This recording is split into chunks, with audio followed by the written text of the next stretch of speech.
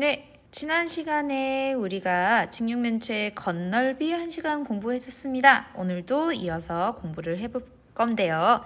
그 전에 지난 시간에 배웠던 거 잠깐 짚고 넘어가겠습니다. 지난 시간에는 크게 두 가지 내용에 대해서 했어요. 첫 번째는 부피가 같은 직육면체도 겉넓이는 다를 수 있다.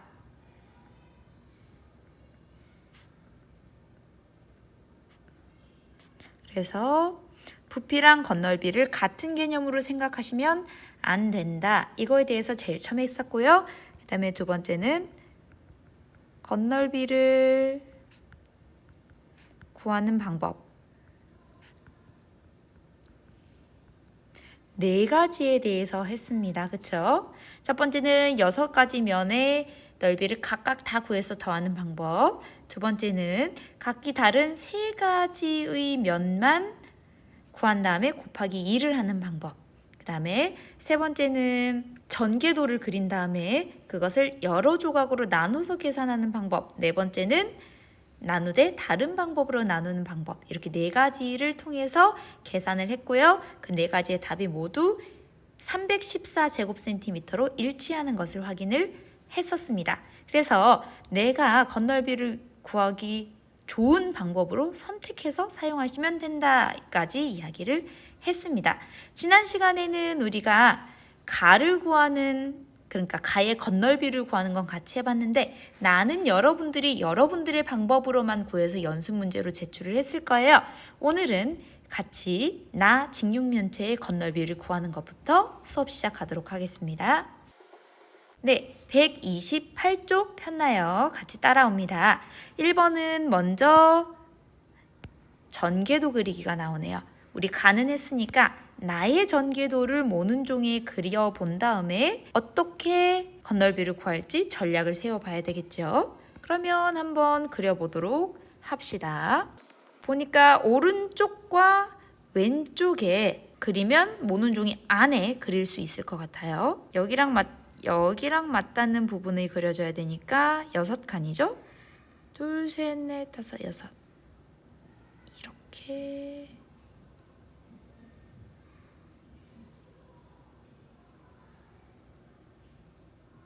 면을 하나 그렸고 그 다음에는 옆으로 그려야 되겠네요.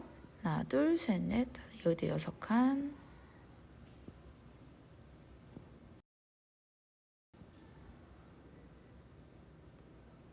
됐고 그다음에 점선.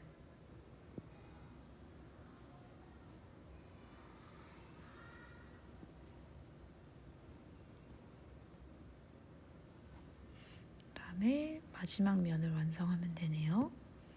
마지막 면도 똑같이 6칸.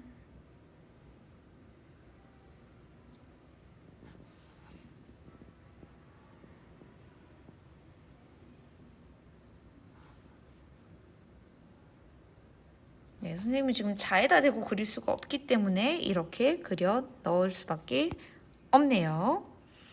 어쨌든 모눈 종이에 그려 넣었습니다. 확인해 보시고 이제 겉넓이를 구하는 방법을 식으로 나타내라고 합니다. 그러면 우리 여러 가지로 한번 구해 봐야죠. 일단은 지난 시간과 비슷하게 각 면에 이름을 먼저 붙여 보겠습니다.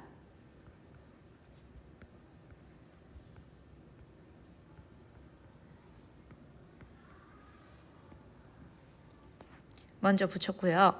1번 방법은 뭐였죠? 각각을 다 구해서 더하는 거였어요. 그렇죠? 1번 방법은 1, 2, 3, 4, 5, 6이었고 그쵸?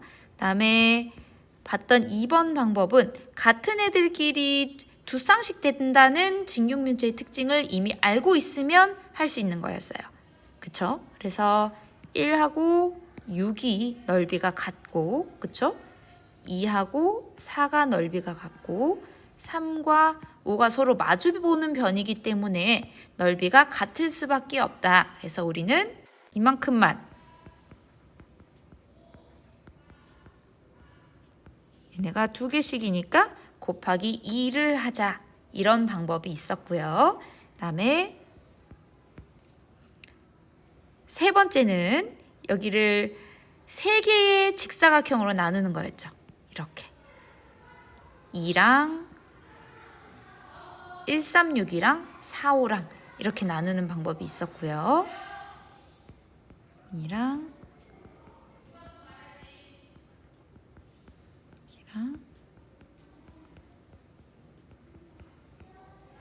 나누는 방법이 있었고, 마지막 4번은 1과 2, 3, 4, 5와 6으로 나누는데 1과 6이 같으니까 1을 곱하기 2하고,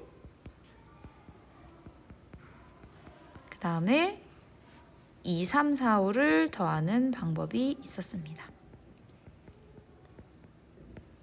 네 가지를 오늘도 모두 다 한번 계산을 해봅시다. 그러기 위해서 선생님이 빨리 계산하기 위해서 수치를 좀 써놓을게요. 여기가 6, 여기도 6, 여기 6, 여기 6, 여기 6, 여기 6, 그 다음에 여기가 10. 그렇죠? 그러면 1번부터 1번은 6 곱하기 6이네요.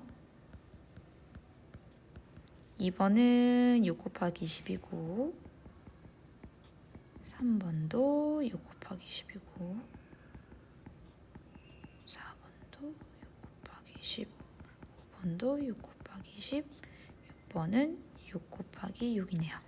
그러면 12 더하기 60 더하기 60 더하기 60 더하기 60 더하기 36. 여기 12가 아니고 36이네요.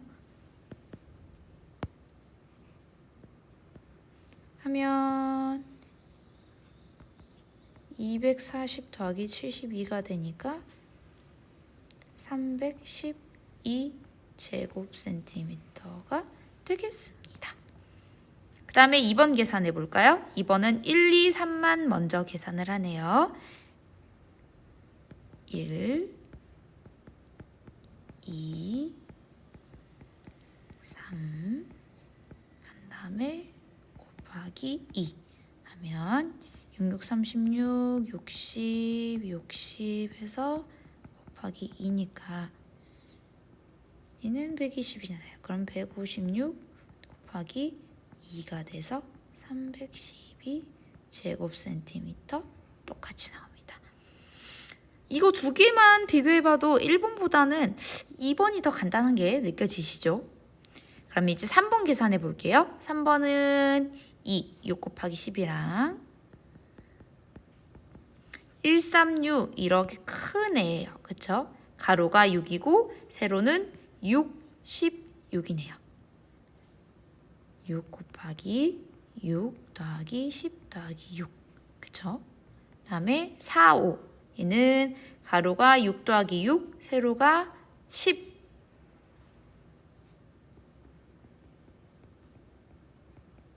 계산해 봅시다. 그러면 60 더하기 얘는 22니까 132 더하기 얘는 12니까 120이네요. 그러면 192 더하기 120이 돼서 결국 얘도 312 제곱센티미터가 됩니다. 이렇게 전개도로 되어 있는 경우에는 3번 방법도 나쁘지 않은 것 같아요. 2번이랑 그렇게 크게 차이는 없는 것 같죠? 다음에 4번으로 가보겠습니다. 4번은 이거 66 일단 해서 곱하기 2를 한 다음에 나머지 이렇게 큰 거 넓이 구하는 방법이죠. 6666 곱하기 10이네요.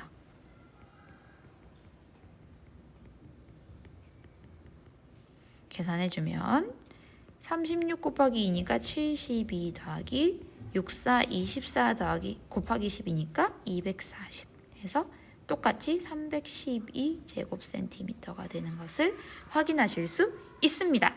여러분들은 어떤 방법이 가장 간단한 것 같나요? 선생님은 2번 아니면 4번 정도가 간단한 것 같습니다. 여러분들도 제일 좋아하는 방법을 하나 골라서 그 방법이 간편하다고 생각하는 이유를 한번 써보시면 좋겠습니다. 선생님은 2번이 처음에 다 곱셈한 다음에 마지막에 그냥 다 더함이기 때문에 간편한 것 같습니다. 자, 그렇다면 이제 결론을 내야 되겠죠? 아까 부피가 똑같았던 직육면체 가와 나 중에서 부피가 아니라 건널비가 더 작은 상자를 골라봅니다. 지난 시간에 가는 건널비가 얼마가 나왔어요? 314제곱센티미터가 나왔었고 오늘 계산한 나는 312제곱센티미터가 나왔기 때문에 건널비가 더 작은 상자는 나이네요. 여기까지 특히 이거 잘 정리하시고 129쪽으로 넘어가도록 하겠습니다. 네, 이어서 이번에는 직육면체가 아니라 정육면체의 건널비를 한번 구해보도록 할게요. 선생님, 정육면체가 직육면체 아니에요? 네, 맞습니다. 그거 잊어버리면 안 돼요. 정육면체도 결국은 직육면체를 구하는 방법으로 구할 수가 있다라는 것 기억하시기 바랍니다. 그러면 건널비는 구하는 방법 한번 볼 건데 우리 건널비는 뭐였어요? 6개 면을 모두 더한 거였잖아요. 근데 정육면체는 모든 면이 어때요? 똑같아요. 그렇기 때문에 한 면의 넓이를 구한 다음에 그것을 6번 더하면 건널비 구하는 식이 됩니다. 간단하죠? 구해봅시다. 한 면 넓이 어떻게 구하면 돼요? 저 2 곱하기 2죠. 근데 이 면이 모두 몇 개인가요? 정육면체니까 6개입니다. 그러면 결국 4 곱하기 6이 돼서 24제곱센티미터가 되겠네요. 오, 너무 간단해졌죠? 그쵸? 그러면 그리지 않아도 얘는 구할 수 있을 것 같아요. 한 모서리가 8cm면 식이 어떻게 될까요? 한 면의 넓이가 어떻게 돼요? 8 곱하기 8이 되고 이 면이 모두 몇 개예요? 6개니까 식이 8 곱하기 8 곱하기 6이 되죠. 그러면 뭐 풀이 과정 쓰자면 결국 88에 64 곱하기 6이 돼서 정답은 384제곱센티미터가 되겠네요. 그렇다면 정육면체의 건널비는 구하는 방법 어떻게 하면 돼요? 한 모서리 곱하기 한 모서리. 얘가 결국 뭐예요? 한 면이죠. 그래서 거기다가 곱하기 6을 하시면 됩니다. 그래서 문제에 만약에 모서리의 길이가 나와 있으면 이 노란색을 쓰시고 문제에 만약에 넓이가 나와 있다. 그러면 여기 위에 초록색 공식을 쓰시면 되겠죠. 봅시다. 정육면체의 한 모서리의 길이를 세모라고 할 때 정육면체의 건널비를 구하는 식을 세모를 사용하여 나타내어 보시오. 이거 노란색 쓰라는 얘기네요. 노란색의 한 모서리를 뭘로 바꾸면 돼요? 세모로 바꿔주면 되겠어요. 그러면 세모 곱하기 세모 곱하기 6 이렇게 정리하시면 되겠습니다. 이해했나요? 그럼 이제 문제를 풀어봐야죠. 5번입니다. 딱 보니까 가는 뭐예요? 딱 보니까 가는 직육면체네요. 딱 보니까 나는 뭐예요? 나도 직육면체인데 그 중에서도 정육면체네요. 그러면 한번 구해볼까요? 선생님은 건널비 일단 가는 2번 방법으로 구해보겠습니다. 얘랑 구해서 다 더해주면 되죠. 제일 위에 있는 면부터 구해줄게요. 하면 10 곱하기 8이고 그 다음에 앞부분은 10 곱하기 3이고 그 다음에 옆부분은 8 곱하기 3이고 얘네를 다 더해서 곱하기 2를 해주겠습니다. 하죠 뭐. 80, 30, 24 곱하기 2는 134 곱하기 2니까 268제곱센티미터가 되네요. 상당히 간단해졌습니다. 그쵸? 정육면체는 더 간단한데, 그쵸? 어떻게 쓰면 됐어요? 7 곱하기 7 곱하기 6 이렇게 쓰면 됐었죠? 결국은 7749 곱하기 6이 돼서 정답은 294 제곱센티미터가 됩니다. 그렇다면 이걸 답으로 쓰면 안 되죠. 문제에서 물어보는 게 뭐예요? 그쵸? 더 큰 상자가 무엇인지 물어보니까 뭐라고 대답하면 돼요? 라고 대답하시면 되겠습니다. 그래서 오늘은 우리 정육면체의 건널비 구하는 방법에 대해서 정리를 해봤습니다. 정육면체는 직육면체의 6면의 넓이의 합을 구하면 된다. 이 공식을 이용해서 6면이 모두 넓이가 똑같으니까 한 면의 넓이를 구해서 곱하기 6을 하면 된다. 까지 이끌어 왔고요. 모든 면의 가로와 세로 길이도 똑같기 때문에 결국은 한 모서리 곱하기 한 모서리 곱하기 6까지 끌어왔습니다. 그래서 모서리가 주어졌느냐, 면의 넓이가 주어졌느냐, 문제를 잘 살피신 다음에 적용하시면 되겠습니다. 자, 그러면 오늘은 이제 수학익힘이 오늘은 좀 많네요. 수학익힘 86쪽에서 89쪽 풀고 채점하고 고치고 찍어서 올리시기 바랍니다. 수학도 마찬가지고요. 수고하셨습니다.